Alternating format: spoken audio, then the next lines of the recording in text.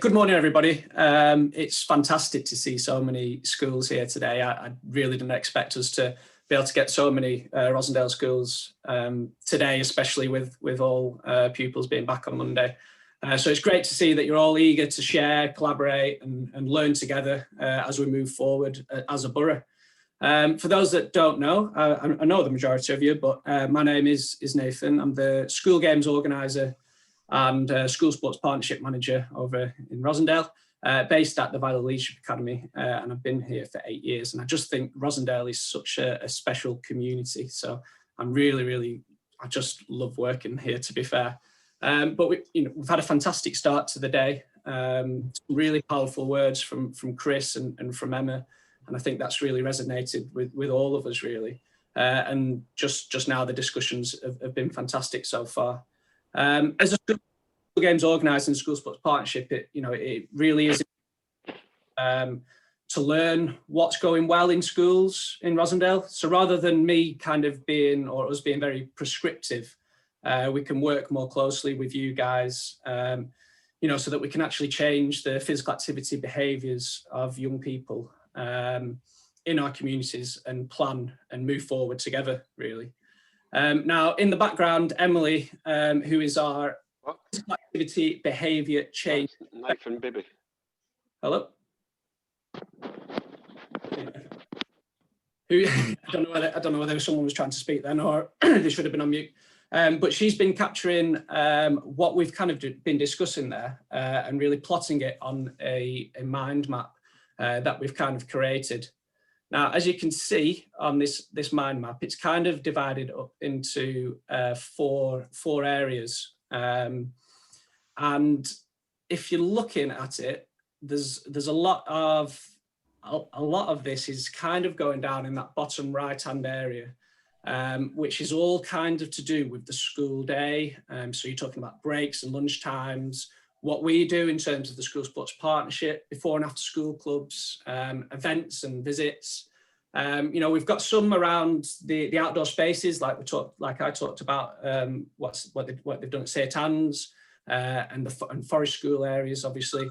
But what we're seeing here is there's a lot of intervention type activities that we've kind of discussed. And as you can see, if we just move on to the next slide, there's kind of gaps almost on our physical activity mind map, and especially we've not really looked at a whole school ethos, really. So in terms of interventions, when we're looking at 21-minute challenge, you're looking at potentially your daily mile, change for life clubs, after school clubs type thing. I want you to just kind of have a think about them type of interventions that have taken place in your school, and just have a think, how long did they last? Are they still going today? Were they kind of sustainable? But also have a think about, in terms of these interventions that we've been looking at,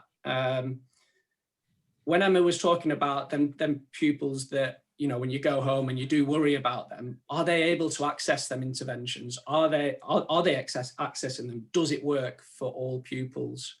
And that's just something that we kind of need to think about, really. Research shows that, school physical activity interventions on their own actually have potentially little to no effect on the amount of physical activity done in schools and throughout the whole school day.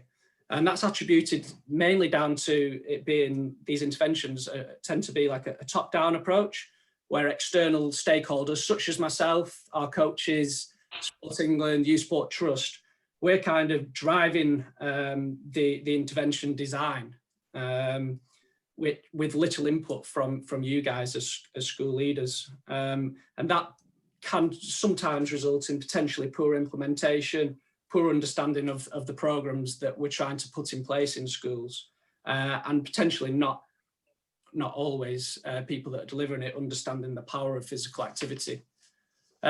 So, for us to truly create physical activity behaviour change in our young people, these interventions, they must align with the whole school ethos, and for physical activity to actually be embedded into all aspects of school life, so that physical activity, becomes part of our young people's everyday life. So when they do leave school, they continue to be physically active from there.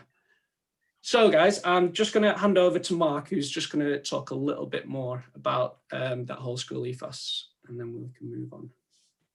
Yeah, cheers, Nathan. Yeah, it's a really interesting one from me with my Active Lancashire role as well, because I must admit, in terms of what we've done over the years, we've been very focused on looking at all these different solutions that are going to get more young people active, tend to then be distributed to schools. And we kind of had a bit of reflection, a bit of think about that. And it was really thanks to some great work that's been happening in Yorkshire around the Creating Active School framework. And we spent a bit of time speaking to them. And to be honest with you, it's very reflective of what's been talked about today so far, is what they were saying. And we kind of reflected on ourselves, on all the great stuff that everyone's doing around sport, PE, play, movement in schools. And they all did very much fall towards that sort of that activity and intervention level. But the way we're coming at this from a Sport England local delivery pilot perspective was around, how do we embed the importance of movement and activity at a strategic level, at a systems approach, really. And that's when we got really excited to talk about this, because everything that we talked about and we did wasn't currently at that level.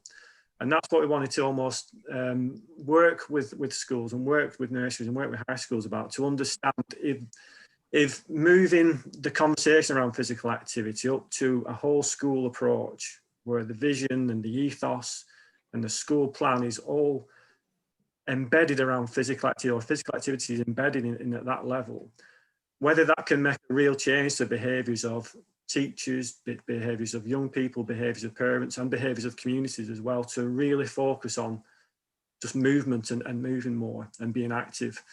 So this is where we kind of got this idea of this Big School Connect, and a really exciting point to understand a little bit more how we could potentially do that together, around sharing, around collaborating. But there was a really good point that one of our colleagues in Yorkshire sort of said, which kind of really resonated with everyone who was sort of in the room when he mentioned it, really. And he said he's been working in the school sector for over 20 years. And he almost sees, he wants, or his idea, or his dream is to almost, if you look at safeguarding within schools, safeguarding is a golden thread, and it is everybody's business within the school, from leaders, from teachers, from parents, from carers, from young people themselves as well. And you're almost saying, the dream is to almost have safeguarding, having physical activity and movement and play almost at that same level as safeguarding in terms of importance. So it's actually driven right from the top, right to the bottom. And everybody is always thinking around, how can I get my children, how can I get my kids to move, to be active, because we know that they're going to have really positive outcomes for young people and outcomes for the school. We see the outcomes, within the whole school plan, the outcomes for the schools around attainment, and how physical activity and movement can create happy and healthy children who are more, who are able to learn even better than they do. So that's the idea of what we wanted to sort of get to. And I think that the discussions that were in the meeting in the breakout rooms then really probably did highlight or reflect of what our discussions have been. And what our next step is now is to almost think about or work alongside each other, think, how can we actually look at physical activity and movement from a whole school system approach? How can we embed it? And it's not talking about really difficult things. It's actually talking about things that you put into practice that can be relatively simple. It may be around policy and change, but it's things that can really support that school and almost recreate a social environment around that school where everybody is physically active, everyone is motivated to be active, from teachers to children to parents as well. So that's what we're kind of looking at with this, and that first exercise has probably kind of highlighted our thinking as well in terms of what people are talking about, all the great things that we're doing at the school. So the next steps is this, and this is where Ken's going to come in now and just talk about sort of the local delivery pilot from a Sport England perspective and Rosendale, and system change and a system approach really, which Ken's been doing a heck of a lot of work with locally and nationally with Sport England. So I think if I can pass over to Ken to talk about that, that would be fantastic.